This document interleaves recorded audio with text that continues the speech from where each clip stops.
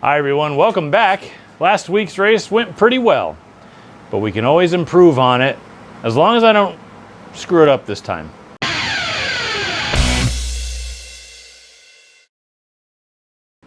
Thank you guys so much for watching. I greatly appreciate it. If you have not yet subscribed, please consider doing so if this is your sort of thing. It's a good free way for you to support the channel because it helps out with the algorithm that YouTube has for ad revenue, and it translates into a little bit extra for me at the end of the month, and I put it all right back into the race car. A way that you can really directly help the channel, though, is to go to GleasonBrosRacing.com and click on the merch store tab. That'll take you directly to our merch store. We have race team shirts and stickers. We have channel hats and novelty shirts and all sorts of other different accessories. Go check them out, GleasonBrosRacing.com. All right, we're back to work on the car. I'm looking at her, and she's well raced after this week. New donuts, new seams and bodywork that I got to fix and figure out, and she just looks raced. But I have to put the car back together before I can even do anything. Now, we left off last week with the rear end kind of not really taken apart, but open. And it was because we had the tech inspectors look at it, and we're all good. It's no problem. But I do want to go in there and I want to replace the spider gears just to be safe. I think the box is already down there. I don't know, everything's kind of taken apart. I was interrupted when I was doing this with important family matters that I had to go take care of, and I kind of left it. And I wasn't going to film it, but since that got delayed, I guess I will now. But I have to replace the spider gears because last episode I told you that in the GM 7.5-inch 10-bolt rears, the spider gears are usually your failure, and I've showed you this plenty of times. It's because, here we are. These spider gears here, the small ones, not the big ones that go on the axles like this. It's these small ones that ride on the cross pin in the carrier. Now what they do is they ride on this cross pin, which this cross pin's broken, but it's for demonstration purposes. You can see a line right there. That's where the small spider gear runs. And you can see on the inner bearing race, which it's technically an oil bearing, they tend to wear because the torque of you hitting the gas hard and lifting off hard a lot over a series of laps tends to wear them out. And when they wear out too much, they start to eat at that bearing race and they explode, sending shards and fragments through the ring and pinion gear, and that completely destroys everything. So that's why I went out and I bought all new spider gears, and I took a look at the ones that were already in the car, and they look good, but that means they're now good spares. So I'm going to put brand new ones in. I put brand new ones in that rear. I know I've already said all this stuff before, but that's where we're going to leave off. This is also going to be a very maintenance heavy week because I have not been in the front wheel bearings very much lately. I usually check them by grabbing the wheel and moving it, and if it doesn't move, then they're usually pretty good because I have, like, some hubs are 2-piece, but mine are actually 3-piece because they have different brake rotor attachments for the hubs that you can use. The only ones that fit are the ones that are on the car, clearly. And the heat doesn't really transfer like a stock hub. Like a stock hub is the brake rotor and bearing hub assembly all kind of molded into one, and it really transfers heat into the bearings so bad. We ran those for, God, a long time. I want to say almost 15, 20 years. And as soon as I was able to get safety hubs with 2-piece rotors, I went to those ASAP because they don't transfer heat as much. So repacking bearings is not as much of a priority as it used to be. We used to be doing them every race. Now we're doing them whenever it looks like they need it. So the bearings, the grease never looks cooked. Like, I could run them like 6 races and they look fine. But we're going to do that just for maintenance sake and just to inspect. We haven't done that in a while. We're going to grease the upper ball joints. We're going to grease the upper control arms. And I'm just going to go through and just grease everything because we just haven't done that in a minute. And I think that's going to be it for maintenance. So I got to mark my tires, make sure. Oh, I think I already marked them, so that's good. I usually put a little hash mark on my tire with paint pens and make sure that they have like an indicator of how many races are on it. So at least I know by that, and I can, you know, do measurements off of those as well so that I can keep track of that. Anyway, we're going to get to work. I have to get stuff done. I just spent all day on my back porch because My wife kind of went through one of the boards, so I was like, I'm going to Lowe's to buy lumber and fix that first, then I'll be in the shop. So I'm gonna get back to work. We got a lot of stuff to take care of and button back up after tech.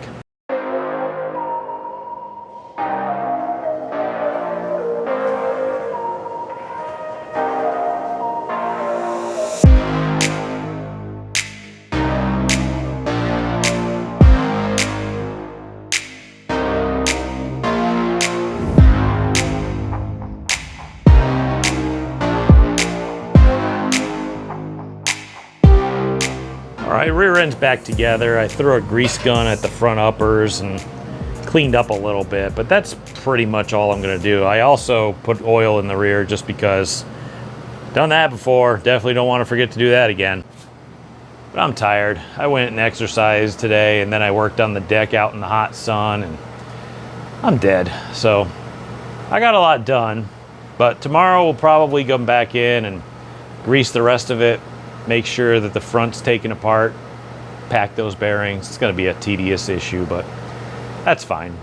You know, sometimes it's not going to be easy, but you still got to do it anyway. This is me working on my car by myself is probably the only reason why I haven't advanced as much as I could, you know, because a lot of these guys who are fast, who are really good, who have a lot of wins, they have people in their corner that they can constantly work with who have experience.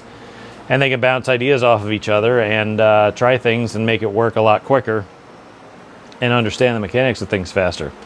When you're working on stuff by yourself, you've got only yourself to bounce things off of. Yeah, you can text your friends and stuff, but what if they don't know either? So I'm just doing the best I can with what I have, and I might not be an expert, but damn it, I try really hard, and I'm going to keep trying hard, especially since we haven't won yet this year. I know it's only been 6 races, but damn it, I really want success because I'm sick of not having it. I think you can all agree that that's pretty much the only reason why we do this. So I'm going to get out of here, get a little bit of rest in. I've got to fix my computer because that took a dump the other day, and I'll see you guys tomorrow. All right, it is the next day. I'm just getting finished with changing the oil on my road car, and my wife subsequently stole it.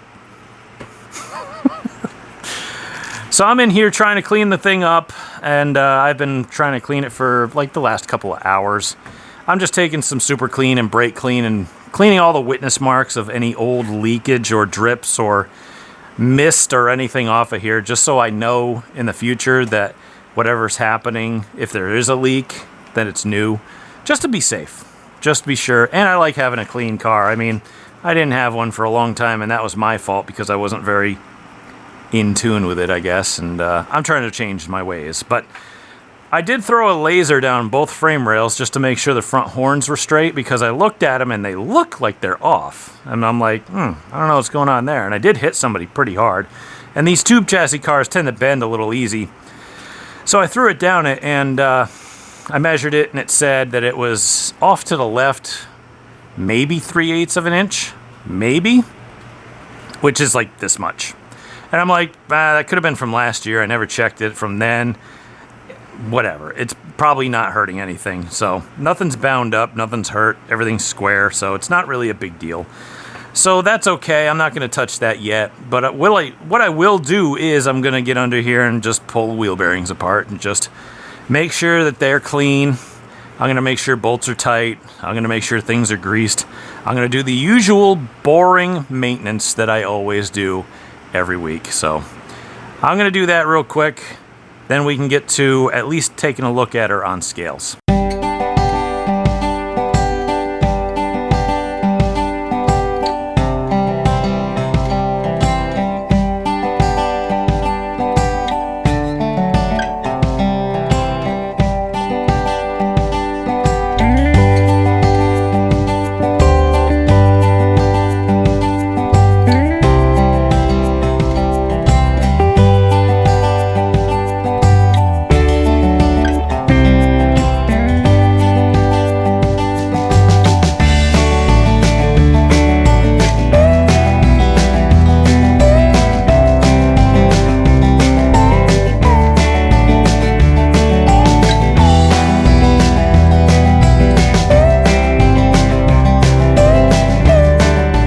It's been a long night. It's pretty late. We got a lot done though. We're already on scales. All I have to do now is just double check the front geometry. I don't think anything's really changed. We're going to do caster camber toe just as a check. All we're really going to tune with is probably wedge, to be honest with you, because it's a basic tool and we don't want to go crazy. We just want to do one step at a time. And we're just going to keep stepping it down until I feel like it's loose, and then we're going to come back. So I don't want to do it all at once because I'm used to doing that with a short season, but now I got longer seasons. I can kind of incrementally work on it, and that's a habit I got to try to get into. But as it sits right now, even if we take a little wedge out of it, it's still driving pretty darn good. You know, it's far better feeling than when we were running our old setup. I mean, our old setup was fast, but that was with bent parts. So we have to go learn something new just because all the parts are straight. And this is all basic theory, and we have to relearn that because we've gotten away from it for so long. So essentially, it drives in, it cuts, and it drives off. We just needed to do each one of those things a hair better. And if we can do that, we'll be in good shape. One of the things that's going to help that is bolting the new right front onto it, because the one that's on there is, let's see, we started the season with it. So she's tired. And when she's punching 12 numbers higher than every other tire on the durometer, and there's blisters forming on the inner rib, she's done. I kind of pushed it. That was foolish. You know, I thought I could get one more race out of it, but apparently that one race was a heat race because those are only 5 laps. But to finish third and be kind of hanging on to the coattails of everybody in front of me with a junk tire on the right front, it gives me hope. So let's put some fresh rubber on it. I've been hanging on to it for so long because we can only buy tires every other week, and we can only buy one at a time. So I'm not used to the rationing that we've had to do, but I'll get there. I'll figure it out. So I'll be back tomorrow. We'll finish up that geometry, get her in the box, and hopefully that won't take all night. It is the next day, and I'm back in the sauna. It is officially 95 degrees out today, and this is the ultimate test for the new roof. I know you've heard me on and on endlessly about how hot it is in my shop and doing this work to the roof. But here, once and for all, we're going to see now an A to B comparison of whether or not that actually made a difference. Currently, my knockoff thermometer says that it is about 91 degrees in here, which I believe fully. Now, let's see what it did to the roof. 108, 105. All right, 105. And heat rises, so I mean, that could be ambient heat in here rising to the top also. So let's just say it's about on average 105 degrees in the roof. Now, obviously, that has made at least a 20 degree difference, because the last time I checked the roof, it was about 126 degrees when it was 95 degrees out. Now it's about 105. Clearly, if we did the sidewalls and another few layers in the roof, it would be a lot better in here. I guarantee it. I don't know, maybe we'll get to doing that sometime in the future if I can scrounge up enough money to do it. Maybe not. Maybe I'll just bulldoze this place and build a new one. I don't know, because I don't have money. So either way, what's important right now is getting this race car done. I don't think I'm going to waste the energy of turning the air conditioner on. And I don't really want to open the door either because, well, frankly, the sun shines straight into the doorway right about now. Maybe I'll go get my shopping cart fan that was an old, I think I turned it into a, quote, evacuator fan. It's an old furnace fan that I welded into an old shopping cart, and it moves some air, let me tell you that. Maybe I'll just open the door partially enough to block the sun and put that fan there and get to work on the front geometry of this car.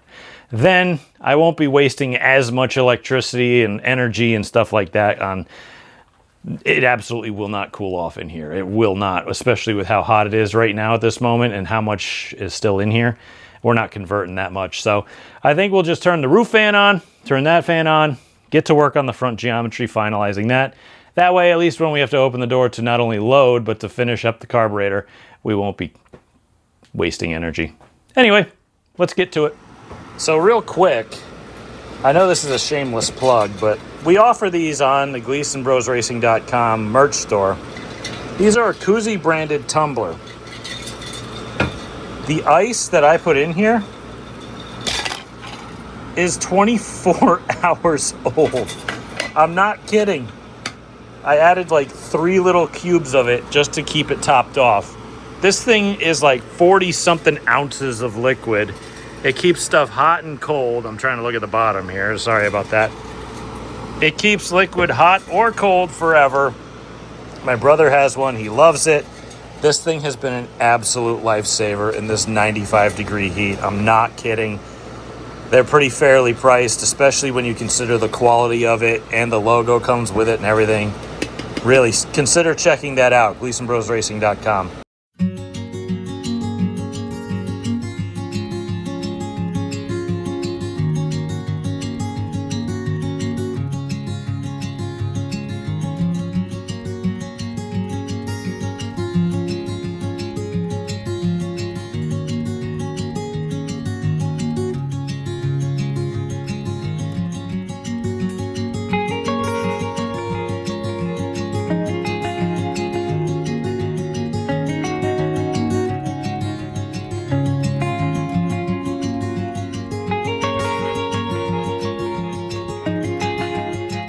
I didn't film anything because, well, it's getting pretty bad. So I just kind of quick shoved it in the trailer just because it's getting cold, the wind's picking up, and the clouds are getting bad. That's not a good sign. And I don't look that good either, so let's, you know, whatever. Anyway, it's probably going to thunderstorm on me heavily within the next, very soon. And I'd really rather have this thing done. I'm going to sweep up real quick because I'm tired of being out in the heat already. I was out in it all day for work. Now I'm out in it again all night for working on the race car, and I want to get the hell out of here. I'm done with it. Tomorrow, the weather's going to be largely similar. So it's going to be about low 90s, I want to say. And they said it's about the same amount of chance for a thunderstorm. So it's probably going to be one of those situations that we had a couple weeks ago where nothing's on the radar. There's something, it's right on top of you, and it's raining. It's like, I had to use the car cover like 4 times that night, but we still got it in. There's no predicting it. It's New England. We have no idea what the weather's going to do. I do know what I'm going to do, though. I'm going inside, and I'm taking a cold shower, and I'll see you tomorrow. All right, we are back in Stafford. I don't know what the weather's going to do. It's cloudy, then sunny, but the weather report says scattered thunderstorms that could bring damaging winds, rain, and hail. But then you look at the percentage and it's like 55%. I'm like, I don't have a clue. So we're here anyway. Whatever happens, we got the car and we're here and we're gonna race. If not, we tried. What is it, race number 7, I think? Yeah, I think that's how far up we are. And it's already 90 degrees. And it's not even fully summer yet. So that's good. Well, I got a practice and a heat race report. Practice in the car actually felt really good. Heat race, not bad. A little tight, still finished 3rd. It's where we finish in heat races is completely inconsequential because if you finish within the high qualifying position, you start from a handicapped spot towards the front of the field instead of the back. So it's like if the top 5 high qualify and you finish inside the top 5, doesn't matter if you finish 1st or 5th. You're starting wherever you were going to start if you were going to start up front. So that's where we are right now. Made a couple small adjustments. I don't know what the weather's going to do still. I don't know yet. Because if you look at the radar, it's on our doorstep. If you look behind that, there's more. I don't know though. Not a weatherman. So we're here. If we race, we race. If not, we were here.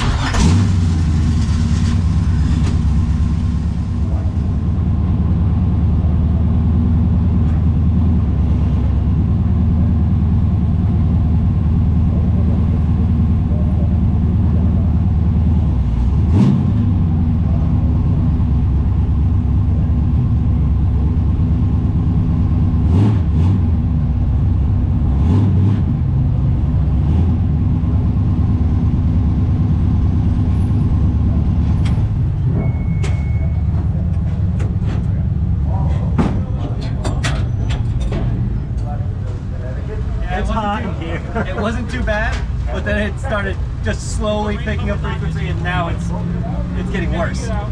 There's actually another little blob behind this, too. We almost made halfway. Almost. That first lap kind of me, but yeah. Car looks good. I mean, I have to pee, and I'm right next to the bathroom. I'm so sorry about that.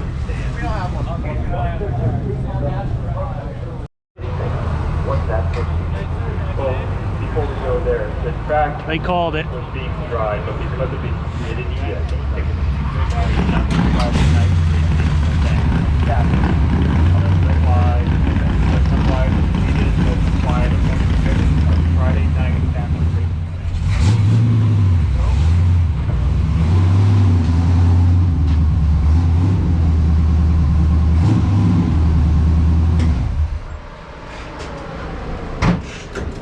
Oh well. Oh well.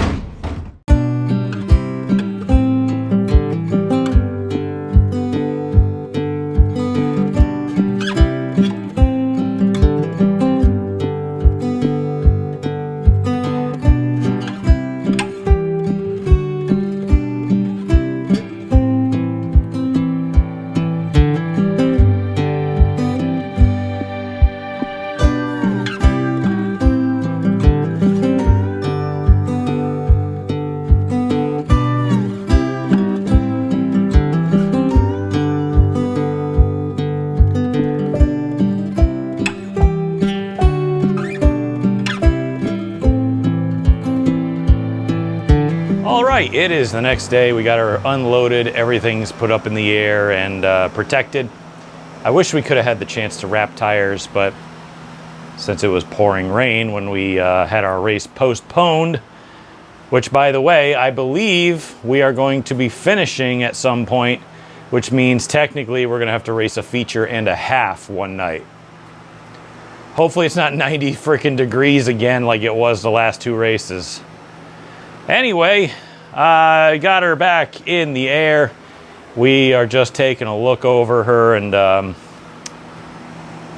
it's funny. You know, I was in practice, and I'd noticed something about the setup that I'd never noticed before in racing these specific cars for, like, I don't know, a decade.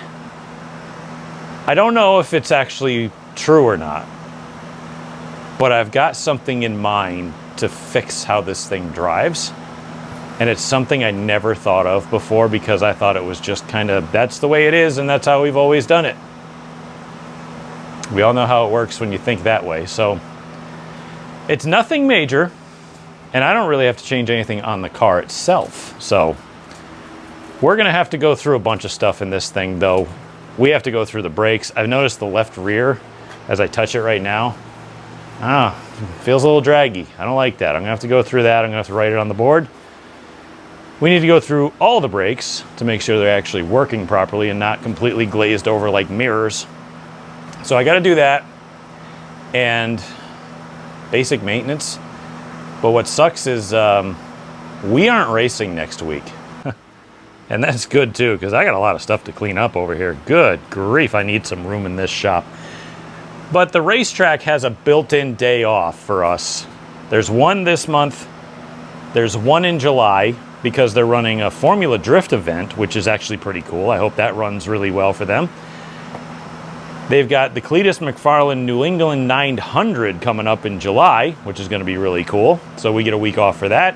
And then in September, they've got something else going on. I forget what it is. It might be a Tour of Destruction thing. I'm not too sure what's going on. But we get another off week in September. And I'm actually pretty cool with that. Especially because if you're like me and you do this weekly and you're in the grind, it could be, geez, depends on your season, 15 to 25 weekends. Some of them straight. Like last year we had it scheduled, it was like, I forget, like 23 straight weeks. There might have been 1 week off in between for the New England 900, but it was a long time. And that kind of grind sucks. I'm not gonna lie, it really kind of sucks. Because when I'm working full time, I've got my family, I've got a house to take care of, and I'm in the shop every single night trying to get this thing ready. That's tough.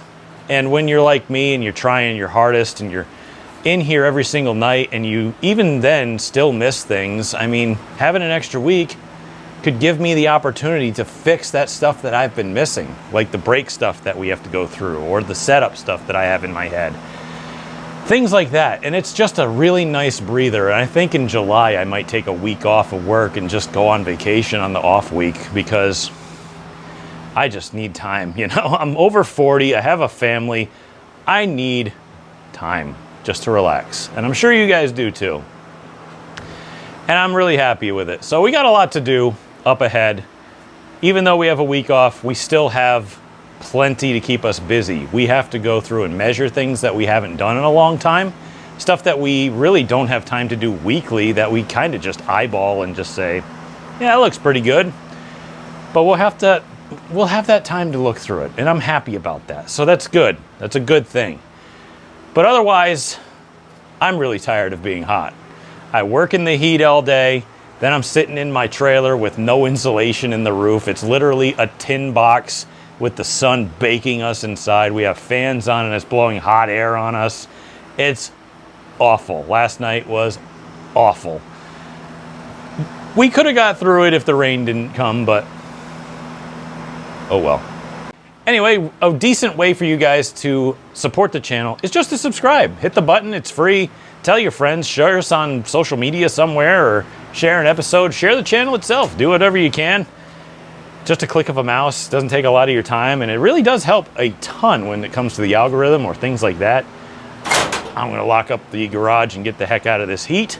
Another way that you can support the channel, and something that I'm gonna work on my week off, is updating GleasonBrosRacing.com. Go to the merch store tab, you can get some shirts, hats, stickers, these tumblers, which I can't tell you how much this thing saved my life this weekend, because I can load it up with ice and water, and it's like 40 something ounces, and I can just drink that thing for the entire hour ride up to the track and hydrate.